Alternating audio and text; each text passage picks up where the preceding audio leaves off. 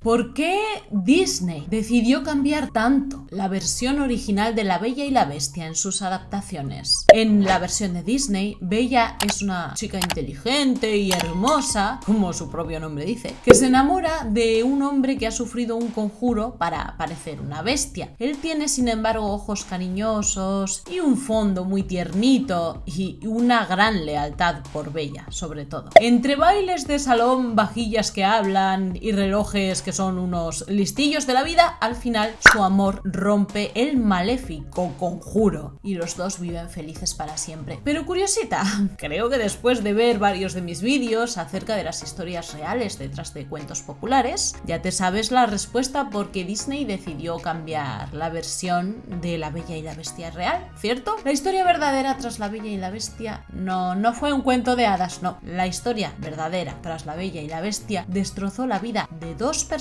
y también de los hijos que tuvieron en común. ¿Comenzamos?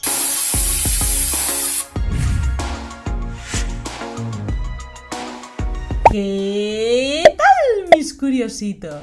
Sin censura. Me encanta que os encanten este tipo de vídeos de las verdades tras los cuentos populares. Con muchísimas ganas os lo traigo hoy porque sé que vais a disfrutar un montón de esta historia que no se suele hablar mucho porque hay otras que son más populares y normalmente la gente no suele conocer cuál es la realidad tras La Bella y la Bestia. Es como algo tan extraño, ¿no? Que la gente piensa que esto fue algo totalmente inventado. ¿Cómo va a existir una bestia de verdad que se enamore de un ser humano? Ahora te voy a explicar cómo esto es posible. Los verdaderos nombres de la Bella y de la Bestia son Catalina y Petrus Gonsalvus. Y al igual que pasaba con los freak shows en el siglo XX, en el siglo XVI las cortes reales de Europa también se partían la madre tratando de buscar a los humanos más raros sobre la faz de la Tierra solo con fines de diversión, o sea, para reírse de ellos, básicamente. Él nació en 1537 en Canarias, en España. Me refiero a Pedro González. Tenía solo 10 años cuando lo encontraron. Él había nacido con una condición muy rara llamada hipertricosis. Ahora te voy a explicar de qué se trata. La hipertricosis hacía que Pedro pareciera un hombre lobo, un salvaje, porque tenía todo el rostro y todo el cuerpo cubierto de un espeso y oscuro pelo. Cuando lo encontraron,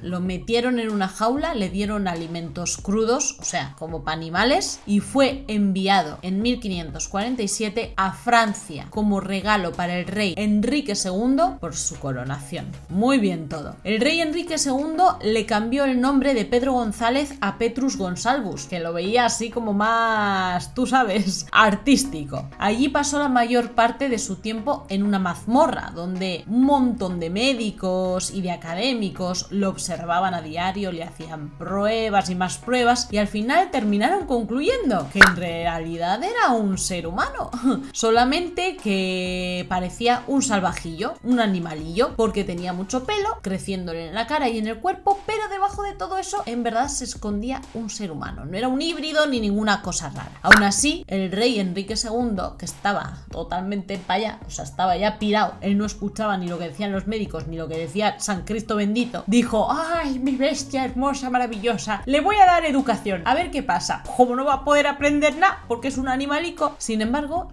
contrario a todo lo que él pensaba, pues Petrus empezó a hablar latín con fluidez, lo aprendió así de una y se comportaba además con unos modales bastante nobles. El rey Enrique había conseguido refutar la creencia de que las bestias no podían aprender nada, porque como te digo, él seguía en sus 13 de esto es un animal, lo que yo he enjaulado, ¿vale? Así que lo invitaron a ser parte de la corte. Allí se convirtió en una figura muy importante porque aprendió nada más y nada menos que 3 idiomas, además tenía unos modales exquisitos y le permitieron llevar ropa de noble y comer alimentos cocinados, o sea, como las personas humanas. Incluso el rey Enrique lo tenía en gran estima, cosa que la mayoría de sus súbditos no conseguían y por tanto Petrus terminó teniendo el favor del rey. Lo dejaron vivir más o menos como un ser humano, pero Petrus todavía era tratado como un fenómeno. Era usado por el rey Enrique para impresionar a los visitantes que llegaban a la corte. Estaba siempre acompañado de los enanos, que eran otros de los que siempre, pobres, tenían que andar divirtiendo a los demás. De hecho, fíjate, aquí te muestro una pintura que se hizo de él en la época y donde, como puedes observar, está acompañado de todo tipo de animalitos, porque a él se le consideraba como tal.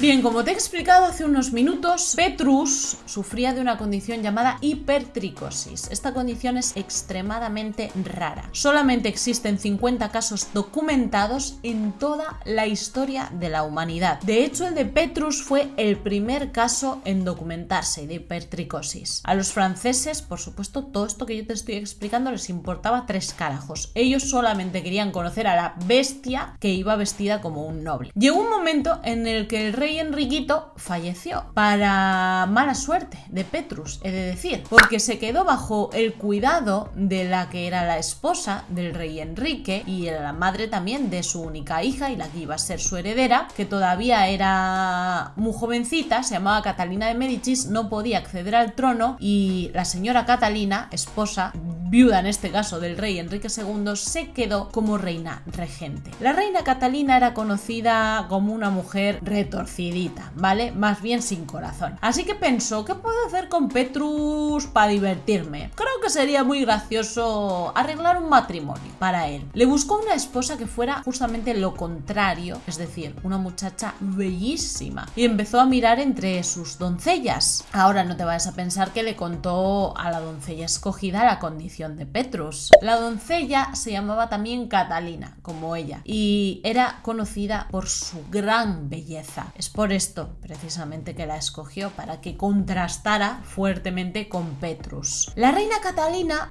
en su locura, que estaba también más para allá que para acá, como el rey Enriquito, dijo: voy a fabricar mis propias mascotas. No veas tú qué curiosidad tengo yo por ver qué sale de mezclar una bestia con una bella doncella. Ahora, seguramente te estés preguntando, ¿por qué la doncella aceptó este matrimonio? Porque un matrimonio concertado y con un hombre al que ni siquiera le había visto la cara una vez. Pues te cuento que en la época no existía forma de rechazar un matrimonio que hubiera sido concertado por tu rey o por tu reina. De hecho, los monarcas tenían la absoluta potestad de dictar los matrimonios de sus empleados de la corte. No eran solo tus jefes, también dictaban cómo tenía que ser tu vida, incluso matrimonial. Cuando Catalina vio por primera vez a Petrus, como tú comprenderás, se quedó petrusficada. Perdón por el chiste. Pero es que fue un impacto terrible encontrarse con semejante bestia delante suyo. No sabía cómo iba a escapar de aquello. Bueno, de hecho sabía que no podía escaparse y efectivamente la boda se llevó a término. Un par de años después de que se casaran, siguiendo también los designios de su reina, tuvieron un par de hijos. Ninguno de estos 2 hijos, sin embargo, heredó la condición de la hipertricosis y la reina Catalina estaba que le salía humo por todos los orificios de su cuerpo. Decía que había fracasado en su intento de fabricar sus propias mascotas, que qué asco, qué carajo, se puso a patalear en el suelo con rabieta, diciendo que por qué no le salían los planes bien y que ya estaba harta de su vida. Ahora, nada más que tenía que esperar un poquito, porque resulta que los 2 siguientes hijos que tuvo Catalina con Petrus sí nacieron con la condición de la hipertricosis y de hecho los 2 siguientes que tuvieron también nacieron con hipertricosis. Por tanto, tenemos al matrimonio de Catalina y Petrus con 6 hijos en total, 4 con hipertricosis y 2 sin hipertricosis. Sobra decir, curiosita, que ahora eran una familia de bestias al completo y que las cortes reales de Europa enloquecieron con ellos. Su trabajo a partir de aquel momento fue únicamente andar de gira, viajar por toda Europa para entretener a los nobles. Catalina y Petrus fueron enviados junto a sus hijos por la reina de gira por toda Europa. Los llamaban la familia salvaje, ¿no?, para hacer un poco de publicidad, y sus hijos fueron objeto de numerosos estudios. Se pintaron varios retratos de estos 4 niños con hipertricosis y se hacía mucho énfasis en retratarlos con trajes muy elegantes, con trajes de la nobleza, ¿no?, para que se viera esa dicotomía entre su aspecto de bestias y su apariencia herencia de ser de la nobleza y sus finos modales. Los dos hijos que nacieron sin la condición, obviamente estos se pasaba de ellos como de comer caca, porque como no tenían nada especial, pues no había nada en que fijarse. Al final la familia se terminó estableciendo en Italia y no sabéis la mala decisión que tomaron con esto, porque allí el duque los empleó. Podéis pensar que tenían trabajo forever and ever al lado de una persona importante y esto era algo bueno, pero nada más lejos de la realidad, curiosita. Acababan de pasar a formar parte de ser propiedad del duque y su condición fue explotada por los aristócratas. Todo iba relativamente bien, quiero decir que ya estaban acostumbrados a este tipo de vida, cuando al duque se le ocurrió una de las peores ideas de su vida y decidió enviar a los 4 hijos con hipertricosis como regalos para otros nobles de Europa. Esto quiere decir que agarraron a los 4 hijos de Petrus y de Catalina, a los 4 que tenían hipertricosis, les pusieron un lacito rojo y los mandaron cada uno para un país de Europa, como si fuera, no sé, un perrito en un transportín para que se divirtieran con él en Navidad cuando llegara a su respectivo destino. Ahora, curiosita, la familia estaba rota y Petrus y Catalina nunca jamás volvieron a saber de sus 4 hijos. De hecho, ni siquiera estos 4 hermanos volvieron a saber los unos de los otros porque cada uno terminó en un punto del globo terráqueo. Fíjate cómo son las cosas, que a pesar de que fue un matrimonio arreglado, concertado y de la peor manera posible entre 2 personas que jamás sintieron amor el uno por el otro, no había atracción entre ellos, no había nada, aún así pasaron 40 años casados y aprendieron con el tiempo a respetarse mutuamente y a cuidar el uno del otro, ¿eh? No te creas que aquí había mucha gresca. Creo que se unieron en su desgracia y al final supieron cómo formar una familia de verdad. Su matrimonio, desde luego, fue una broma macabra de la reina Catalina y sus hijos fueron arrancados del seno familiar para entretener por ahí algunos bárbaros, porque es lo que era esta gente. Así que no es difícil imaginar, curiosita, por qué Disney cambió la historia para adaptarla a algo mucho más azucarado y conveniente para contarle